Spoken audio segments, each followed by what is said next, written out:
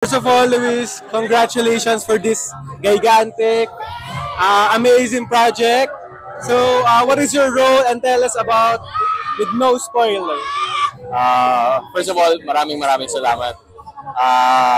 I'm extremely proud and grateful na nakasama ako sa proyekto na to.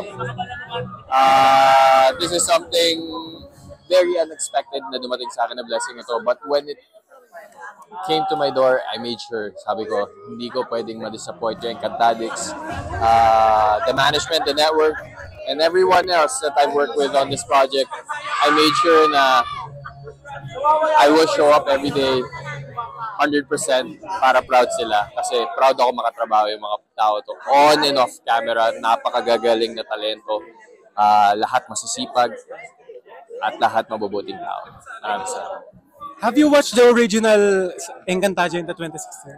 Yes, I've seen it. I've seen it. That's why yung pressure talagang matindi. Kasi syempre, we don't want to disappoint.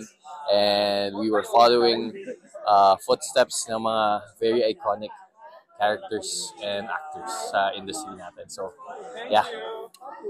I've seen your build. Grabe din yung preparation mo. How was it? Nag-diet ka ba? Ano ba talaga? Fit ba talaga? Or nagpalaki ka? Yes. 1 year before we started shooting for Sangre, I've already started my diet, going to the gym religiously. Kahit na kalagitnaan ng taping, nag-gym kami o kahit makauwi kami madaling araw, start ng madaling araw. There's no excuses because again, I want to show up with 100% performance all the time. So, because yun ang deserve ng Encantadix natin. So ito, yung tanong, are you sa bad side ba or sa mabuting side? Para walang masyadong... Well, if you are familiar with my work as Luis Otiveros, madalas kontrabida. Yes. But this is a good change. Wow. Good change because I'm on the good side now. I'm a good guy this time. And I'm very excited na makita naman ng mga tao yung kabilang side ni Luis Otiveros. And I'm very excited kasi exciting yung mga fight scenes namin dito. Abangan nyo. Ito, may alam ka ba na isang SB19 member daw ang papasok sa Encantadia Sangre? May idea ka ba? Oh no, that's news to me. News to me. So, but yeah, we welcome anyone. Anyone is,